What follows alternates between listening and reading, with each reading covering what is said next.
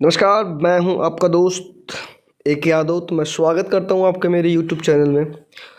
तो जैसा कि आप जानते हैं कि मैं कुछ नई और कुछ इंटरेस्टिंग वीडियो के साथ ही आता हूं। ठीक है, बहुत दिनों बाद मैंने वीडियो का अपडेट डाला है क्योंकि बहुत दिन से पीजी की काउंसलिंग चल रही थी, लेकिन मैंने उसके रिगार्डिंग कोई अपडेट्स नहीं डाले। ठीक है, लेकिन मुझे कंटिन्यूसली जो सीपीएस और एफसीपीएस के रिगार्डिंग जो कॉल आ रहे थे, ठीक है, कर्नाटका से, चेन्नई से, राजस्थान से, हरियाणा से, महाराष्ट्र से, लखनऊ से, यूपी से, ठीक है, बहुत सारी कॉल्स आ रही थी रिगार्डिंग अपडेट्स से।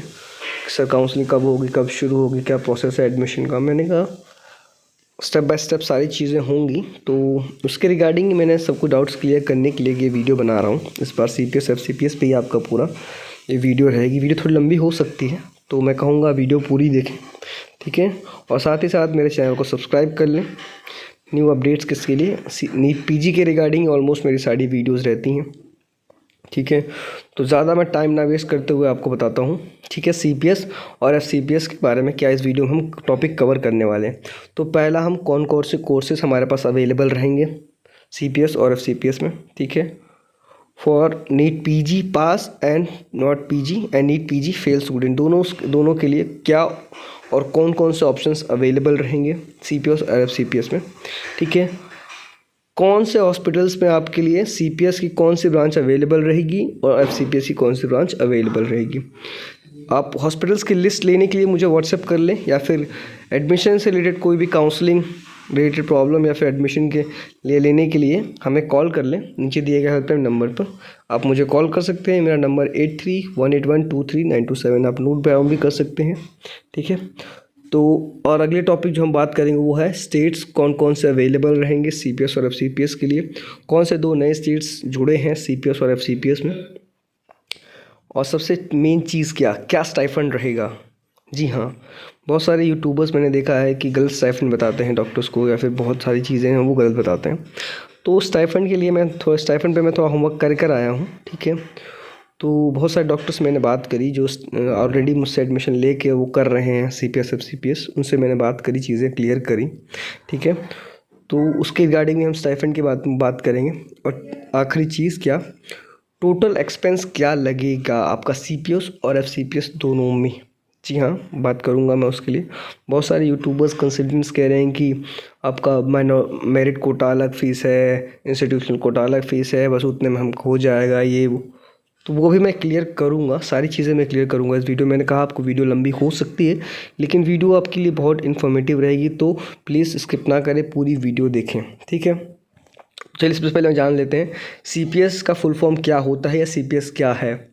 सीपीएस का होता है full form college of physician and surgeon. ठीक है, आप इसको ये भी कह सकते हैं। बाकी एफसीपीएस का full form same, fellowship college of physician and surgeon. ठीक है, अब देखते हैं कौन कौन से कोर्सेज अवेलेबल रहते हैं हमारे पास। तो पहला हम देखेंगे सीपीएस के बारे में। ठीक है, जैसा कि देख सकते हैं लिस्ट आपके स्क्रीन पे आ चुकी होगी। ठीक है, तो आप जैसे देख सकते हैं बहुत सारे कोर्सेज अवेलेबल हैं। आप ब्रांच पढ़ सकते हैं, डीसीएच है, डीजीओ है, डीपीपी है, डीडीबी है, डीए है, डीओआरएल है, डी ऑर्थो है, डीपीएम है, डीएमआरई है, डीपीएच है, डीजीएम है, और बहुत सारे कोर्सेज अवेलेबल रहेंगे। अब इसमें मुद्दा आता है recognised and non recognised course का। ठीक है, अब रिकॉग्नाइज क्या होता है, नॉन रिकॉग्नाइज क्या होता है, आप मेरी पिछली वीडियो में जाके देख सकते हैं, आपको सब कुछ डिटेल में मिल जाएगा उसमें। मैं शॉर्ट में आपको बता देता हूँ रिकॉग्नाइज क्या होता है। रिकॉग्नाइज्ड वो ब्रांचेस होती हैं, ठीक है, एमसीआई के द्वारा, जिसको आप विथ इन गिवन वो ब्रांचेस होती हैं जिससे आप ऑल ओवर इंडिया कहीं भी प्रैक्टिस कर सकते हैं। ठीक है, जैसे कि आपके सीपीएस में डीसीएच है, डीजीओ है और डीपीबी है। ये 3 रिकॉग्नाइज्ड ब्रांचेस हैं एमसीआई से। अगर आप इससे अपनी सीपीएस कोर्स करते हैं तो आप ऑल इंडिया इसको कहीं भी प्रैक्टिस कर सकते हैं। ठीक है, इसको कहते हैं रिकॉग्नाइज्ड कोर्स। और नॉन रिकॉग्नाइज्ड कोर्स क्या होता है, जैसे कि जो वो कोर्सेज जो आप कर सकते हैं लेकिन वो लिमिटेड एरिया में ही प्रैक्टिस कर सकते हैं। ठीक है, पहले 6 स्टेट से अब 2 स्टेट्स नए और जुड़ गए हैं, टोटल 8 स्टेट्स हो गए हैं। मैं आगे डिस्क्लोज करूँगा आपके 2 कौन से नए स्टेट्स हैं। तो नॉन रिकॉग्नाइज्ड वो चीज़ होती है, मतलब वो कोर्स होते हैं जो आप लिमिटेड एरिया में ही प्रैक्टिस कर सकते हैं। ठीक है, आप समझ सिंपल वर्ड्स में। और रिकॉग्नाइज्ड कौन ले सकता है, नीट पास स्टूडेंट ही ले सकता है। जो नीट पीजी का एग्ज़ाम क्लियर कर रखा है वही ले सकता है कौन सा, रिकॉग्नाइज्ड कोर्स। और नॉन रिकॉग्नाइज्ड कोर्स जो नीट पीजी फेल है या वो पास है, दोनों ले सकते हैं। जैसे कि लास्ट ईयर की कट ऑफ में भी आप देख सकते हैं, मैं आपको दिखाऊंगा, अभी नहीं है मेरे पास, दिखा दूंगा, आप मुझे व्हाट्सएप भी कर सकते हैं, मैं दिखा दूँ, भेज दूंगा आपको। 635 पे DMRE, जी हाँ CPS DMRE, उसको MDMS इजीली मिल सकता था लेकिन फिर भी उसने DMRE ऑप्ट करी। मेडिकल की ब्रांच में बहुत बड़ी चीज़ है ये, आपके MDMS जिसको आपको इजीली मिल सकती है लेकिन फिर भी आपने DMRE का कोर्स लिया 335 पे भी, बहुत बड़ी चीज़ है ये, ठीक है। तो नॉन रिकॉग्नाइज्ड ब्रांच उन्होंने ली, ठीक है, तो वो होता है non recognised branch NEET PG fail students mostly लेते हैं, ठीक है। ज़्यादा टाइम बर्बाद नहीं करूँगा मैं, तो आगे बढ़ता हूँ, ठीक है। कौन कौन से कोर्स आपने लिस्ट में देख लिए हैं अब तक मैं आपको, बाकी आप अगर अदर चीज़ें बात करते हैं। अगला टॉपिक क्या था हमारा कि मैंने कहा था कि आपको नॉन नीट पीजी पास और नीट पीजी फेल, वो मैंने कवर कर दिया है CPS में ही कि कौन पास स्टूडेंट्स ये रिकॉग्नाइज्ड ब्रांच ले सकते हैं, ठीक है। और फेल स्टूडेंट्स जो नीट पीजी फेल हैं वो की थोड़ी लिमिटेशंस बढ़ जाती हैं, तो वो नॉन रिकॉग्नाइज्ड कोर्स ही ऑप्ट कर सकते हैं, उसके अलावा कोई ऑप्शंस नहीं रहते हैं उनके लिए, ठीक है। सेम विथ FCPS भी है, ठीक है। बाकी मैं FCPS आगे आपके लिए डिस्कस करूँगा, लेकिन फ़िलहाल अभी मैं आपको अगला टॉपिक जो हमारा है स्टाइफंड क्या रहता है, स्टाइफंड क्या मिलेगा, तो मैं बताता हूँ आपको। मैंने बहुत सारे डॉक्टर से बात करी है जिनको मैंने 2017, 18, 19 में एडमिशन, 20 में एडमिशन दिलाया था, तो उनसे मैंने डिस्कस किया कि सर क्या स्टाइफंड चल रहा है, क्या मिल रहा है, क्या रियलिटी है स्टाइफंड्स की। तो देखिए उन्होंने मुझे रियलिटी बताया कि जो वो डिपेंड करता है कौन से हॉस्पिटल में है, क्या लोकेशन है आपकी, ठीक है। और मोस्टली स्टाइफंड आपको जो स्टार्टिंग रहता है लो से लो भी, वो है आपका 8K to 10K per month आपको मिल जाता है। लोवेस्ट बताया मैंने 8K से 10K पर मंथ, डिपेंड करता है आप कौन से हॉस्पिटल में और कौन से ब्रांच आपने ऑप्ट करी है, ठीक है। जो कि बाकी बहुत सारे अदर हॉस्पिटल्स हैं, कॉलेजेस हैं, हॉस्पिटल्स हैं, अदर ब्रांचेस हैं, जैसे कि आपने हाई ब्रांच ले रखी है, DMRE है, DDV है, डर्मा या फिर रेडियो आपने ऑप्ट कर रखी है, तो ये हाई ब्रांच है, ठीक है। तो इसमें आपका जो स्टाइफंड है वो 30, 35 ऐसे वेरी करता है, ठीक है। वो डिपेंड करता है कौन सी ब्रांच और कौन सा आपने हॉस्पिटल लिया है, ठीक है। चलो ऑलमोस्ट मैंने क्लियर कर दिया है, ठीक है।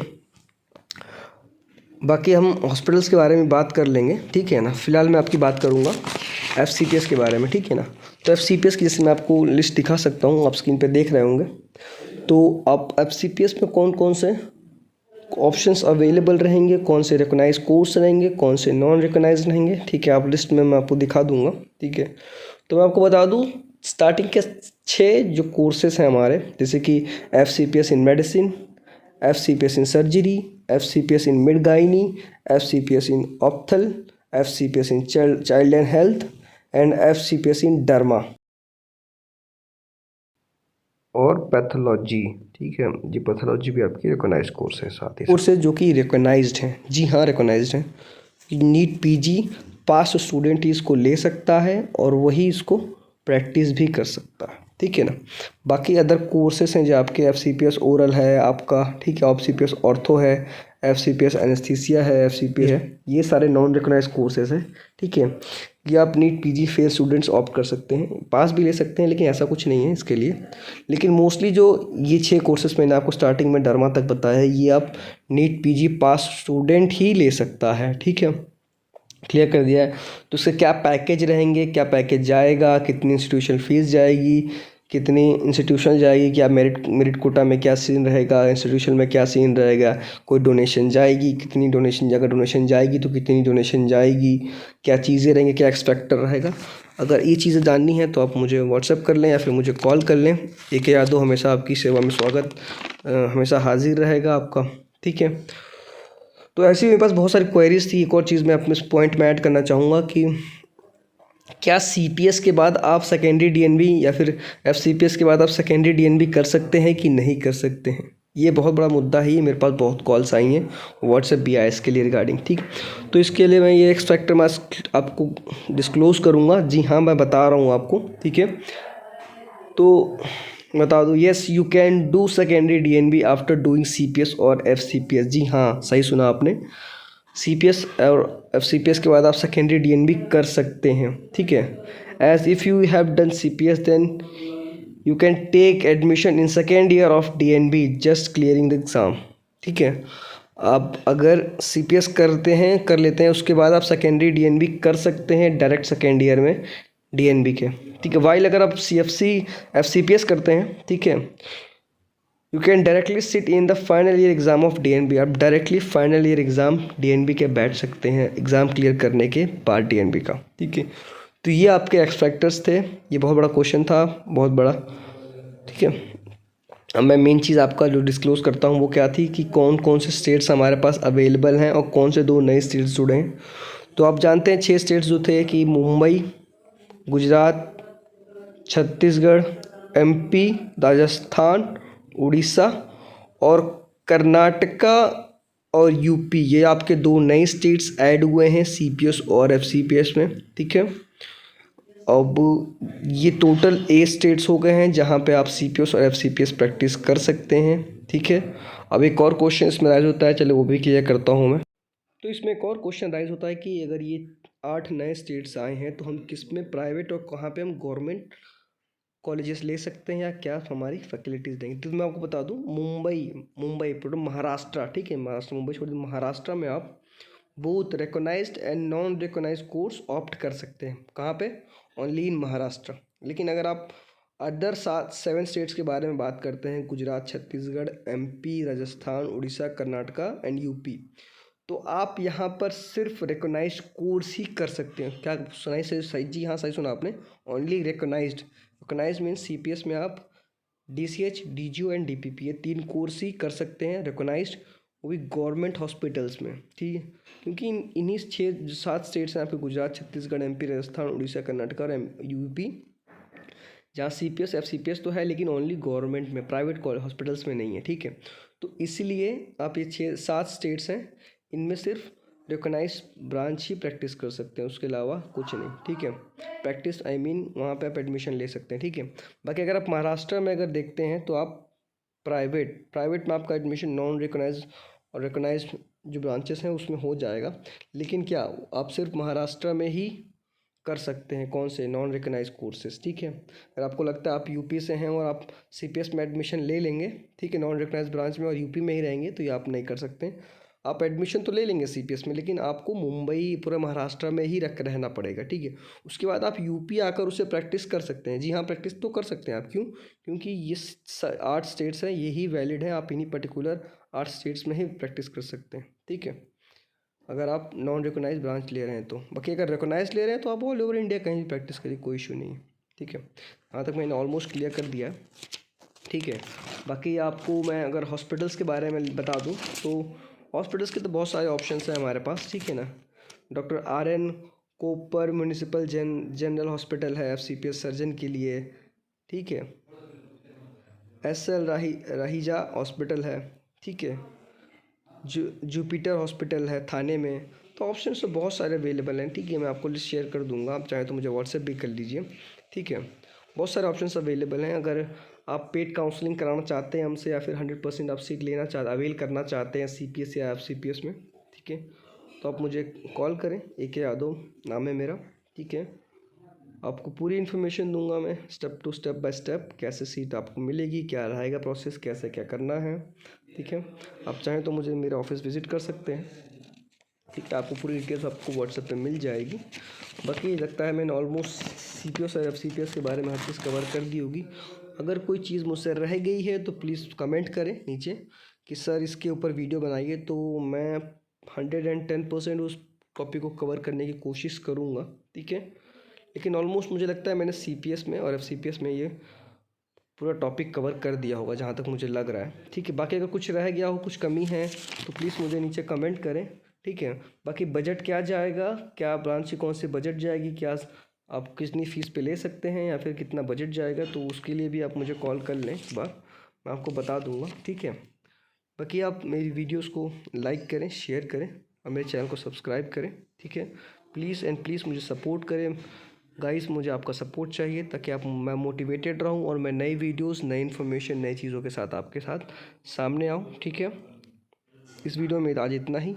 अगली वीडियो में कुछ नई चीज़ों के साथ मिलूँगा, तब तक के लिए धन्यवाद।